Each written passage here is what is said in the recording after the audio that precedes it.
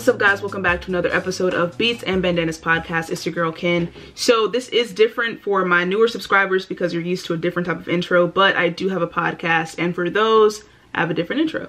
So these top list videos for the rest of the year will be podcast formatted. We're going to be going over my personal list of worst albums of 2018. Now there are only 5 of them that I could think of because I haven't really listened to a lot of projects that were bad in my opinion. So I know there were plenty of bad albums to come out, but if it did not pique my interest whatsoever to go listen to that, I didn't listen to it, so therefore I only have 5. And with this list, I'm not comparing which one was worse than the other. In my opinion, they were just equally bad. So number 5 is Culture 2 by Migos. With this, it is just a prime example of if it ain't broke, don't fix it. The first Culture album was dope, all right? It had a lot of songs on there that you can dance to, get hyped to, etc, etc. Just a lot of, I guess, bops, so to speak. But with Culture 2, I'm not sure if there was a disconnect in some way. I'm not sure if they thought, all right, we really blew up in 2017 with a lot of our projects or a lot of our songs, collabs, etc. Let's just give them a little something to hold them over. This did not hold me over. I'm not sure what was going on. And of course, I didn't go into this thinking, oh man, I can't wait to be blown away by insightful words and deep lyrics. No, their songs basically have a really big hype factor to it. It's all I was looking for, and with this, I didn't get that at all. There were maybe 2 or 3 songs that I was like, okay. And I think those were the ones that they used for their singles for this year. Walk It Like I Talk It, Stir Fry. I really did love Stir Fry, I did. And I know I said there was a 3rd one, but I actually don't remember. But the point is, it just would have been better if they did not do this second album for Culture. It should have just been left at that one, and they could have just come back with something else later. Especially if they intended on doing like their own solo stuff later on. But maybe that was an idea that popped up way after the fact. And since we're on the Migos, we'll go ahead and go into number 4, which is Huncho Dreams by Quavo.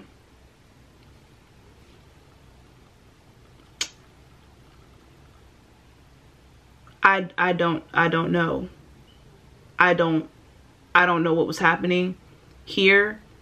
I again did not walk up into the room at midnight when this dropped thinking, oh my gosh, I'm about to be blown away. However, I did think I was at least gonna have some songs that were really hype and just production would be banging and everything of the sort. That's what I did expect from Quavo, but that's not what I got. There were songs on there just from beginning to end where it just kind of, for me, I made a reaction video to it. It seemed like a chore, and I was forcing myself to get through this album. And I didn't like that, but at a certain point, it got there. I think I reached my mid-breaking point when I got to Champagne Rosé. Yes, with Madonna being on there, we're not talking about the fact that she is an icon. That has nothing to do with it. The song was just not it at all. Just that Champagne Rosé. I just couldn't handle it anymore. So this one is Champagne Rosé featuring Madonna and Cardi B.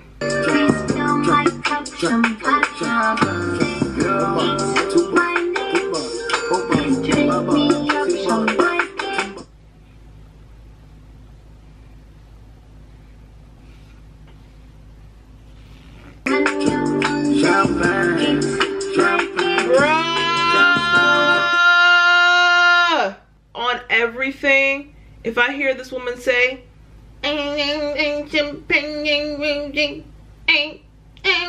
one more time, I'm going to combust and float away into the earth's core and explode again. Listen, I feel like, in no way am I calling him this, but a lot of people will refer to Quavo as the Beyonce of the Migos. So I feel as if for you to be at a higher standard, in a sense, you got to deliver something. Takeoff's album is not on this list because I didn't think it was bad. I didn't care for it. I thought it was okay. I didn't think it was bad though. But my thing is, if you guys collectively can give us some heat, come on, like please. I mean, it just kind of goes to show that with the solo projects, you just come short, or you fall short. And this just is pretty much a wake-up call, I feel like, just to stick together, or just do not put out another solo project unless you know for sure that some real people in your corner are going to give you positive, not even positive, they're going to give you some honest feedback.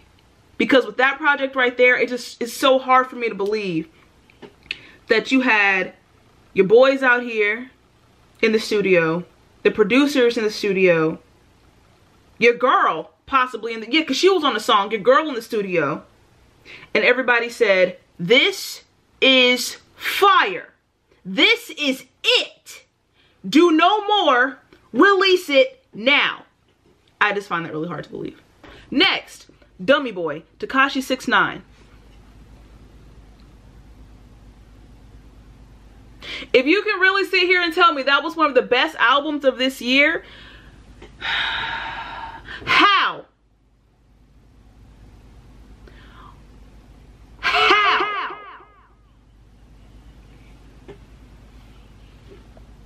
Tell me now. I don't understand. For real. Like, for real. Because it was, I can't even, I liked FIFA. I loved FIFA actually, because that production sounds so nice to me on there with Gunna. But what? There was literally nothing about that album that I could take. I didn't go into that with any expectations whatsoever, but there was just, there's nothing I could say. There is nothing constructive I can say besides the one thing about FIFA. Nothing else. There was a bunch, he was yelling for one, for no reason. Screaming at somebody like somebody hurt him, like he was trying to get someone's attention and we're not trying to listen. That's exactly what it's like. I felt like I was in the library just trying to read my book and study for class, and then here he is, Porter K, like what's going on? There was one song in particular I cannot remember, but he was really trying it. He was really trying it. And if any woman would let him talk to them like that, if you don't hit him with a two-piece combo, I don't understand what's wrong with you, honestly. Two-piece combo. Not only is that old-fashioned, but that also sounds, that was very lame. I wasn't trying to sound cool though. I'm sorry. Next one.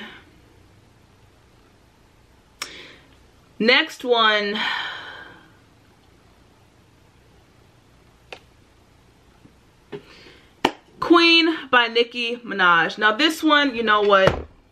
We gotta talk. This one hurts. This one hurts me because I've been listening to Nicki Minaj for forever, as I'm sure a lot of people have. But it's just everything. Everything has just changed so much when it comes to Nicki and her music, and just everything behind it and what goes into it. It blows my mind, honestly. It blows my mind. It's almost as if the music she used to put out before had more of a, what word? I don't want to necessarily say more of a meaning. To an extent, yes. But it just seemed like she just had more of a feeling of purpose behind her music and what she was putting out for people. Besides now, it's just like, yo, I'm the queen. Who's gonna top me? Who's going to say anything to me? Here's this album. What's up?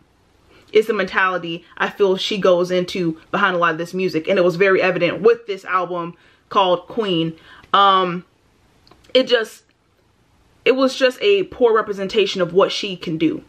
That's why I didn't like it. It was a poor representation of that.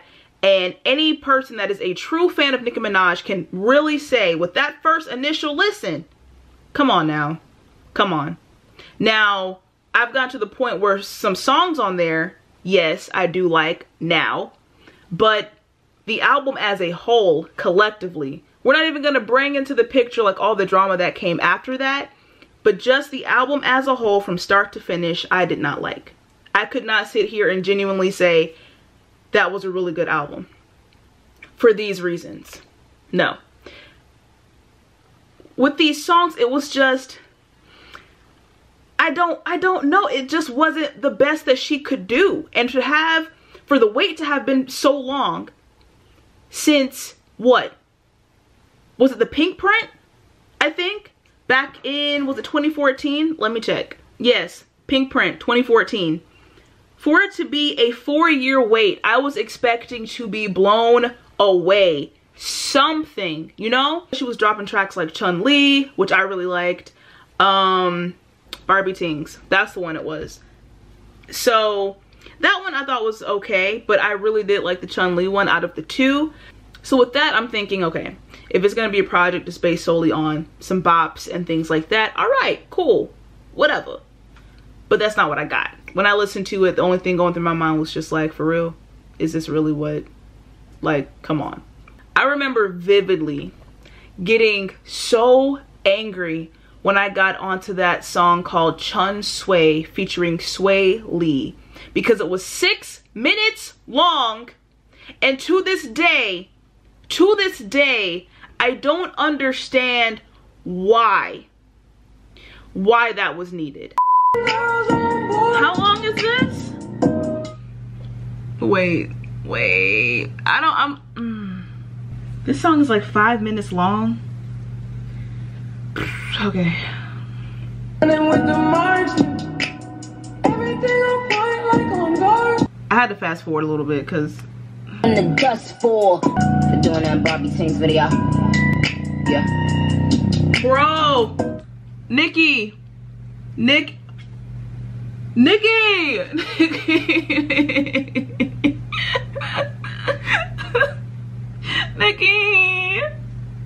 Bro, I'm 5 minutes in. What is happening? There's a minute left. Why is this 6 minutes long? Weezy, Mac, Baby, Jean, Taz, Al, Shunji. It was just stuff like that. It was just stuff like that was really aggravating me.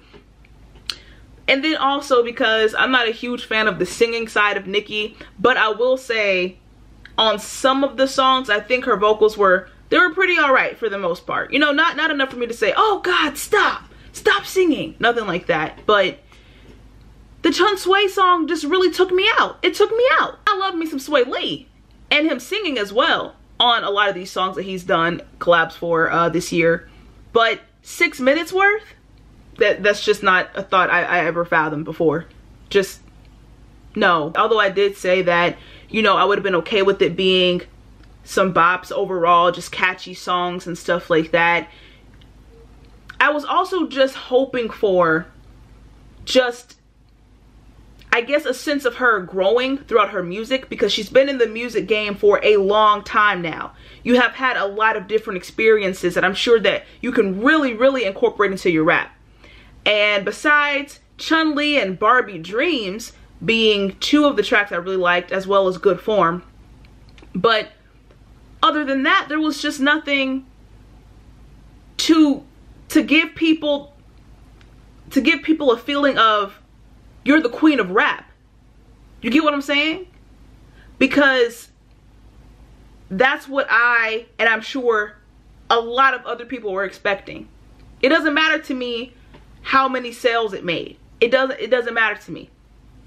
Because if the Kardashians put up that they have a paperclip on sale, you best believe that's gonna sell out. So numbers mean nothing to me. Because if your fan base is strong enough, they can do anything for you. So that doesn't matter. It's just the point of, I expected a lot more from her with this project, being a fan of hers for so long, and I strongly feel like it came up short. Point blank period. And then the stans didn't make it any better, because there's a difference between a Nicki Minaj fan. I can say I'm a fan of Nicki's music, but a stan of Nicki Minaj, the unreasonable ones, have no sense of the phrase constructive criticism. Everything I just said was constructive. The last and final album on this list. And we need to actually have a talk. Let me move my device. We need to have a talk about this before any type of image goes up.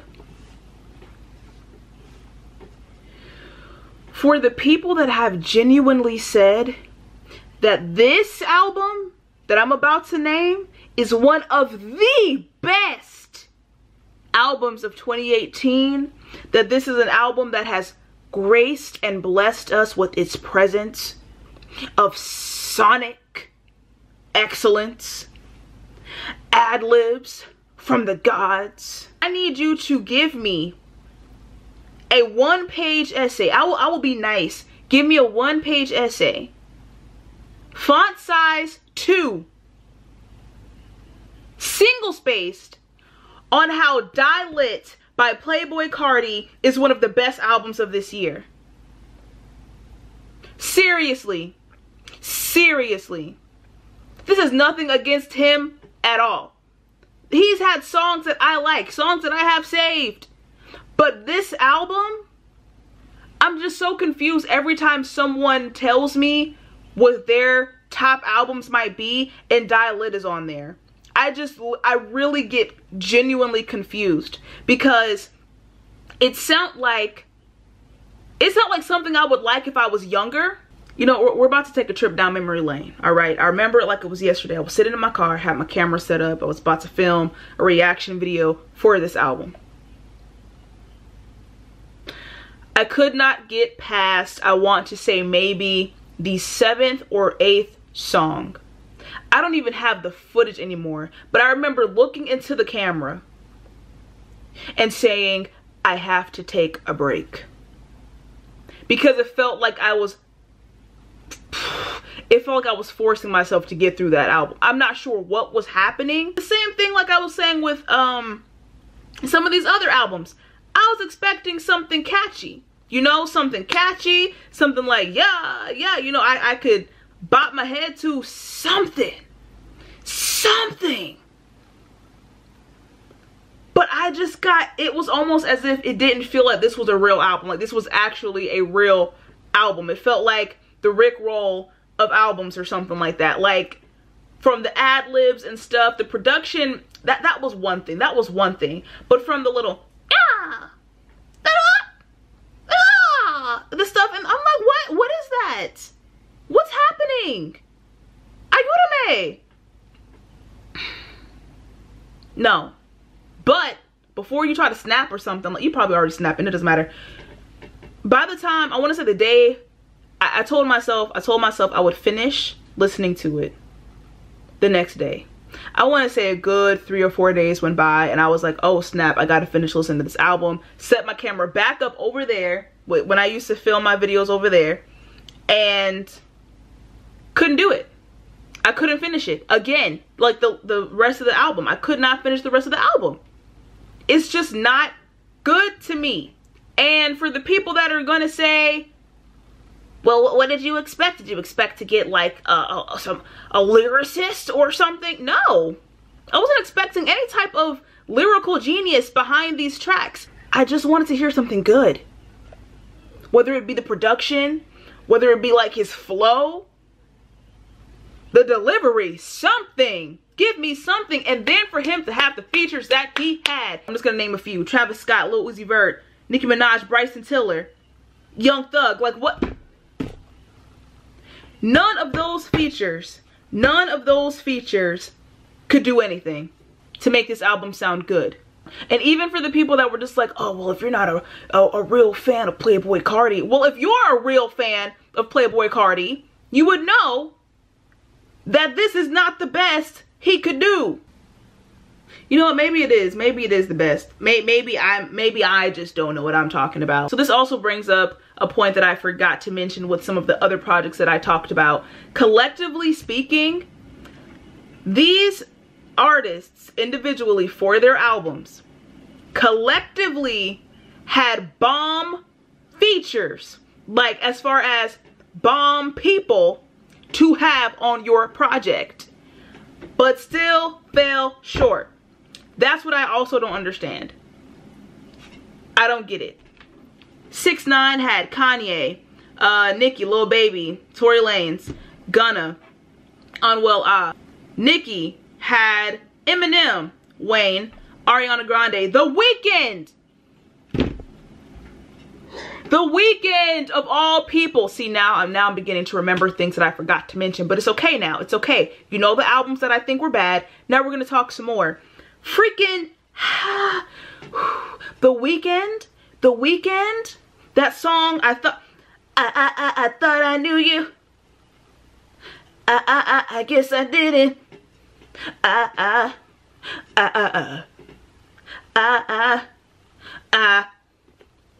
The Weeknd's part alone was the only thing that I liked. But even all together, I have not listened to that song more than I had to for the purposes of making these videos. Literally. To Nicki's project. Now with Nicki, if she genuinely believed that this would be the project that her fans would love, if she felt that this was the project that, you know, after 4 years people would really come to love and cherish, then okay. But it's just not what I was waiting for, you know? It wasn't worth the wait for me, in my opinion. That was another thing that I forgot to include. Anyways, I feel that I have gone on a rant long enough. Those are my top albums that were the worst for this year. In my opinion, that is my list, okay? Mine. You probably have your own. Let me know in the comments down below what those are. If you like this video, give it a thumbs up. Social media stuff will be at the end. And as always, you guys stay safe in these streets, and I'll catch you on the next one. This has been a test of our emergency preparedness. What? Fire. Not real. This was merely a training exercise. So, what have we learned?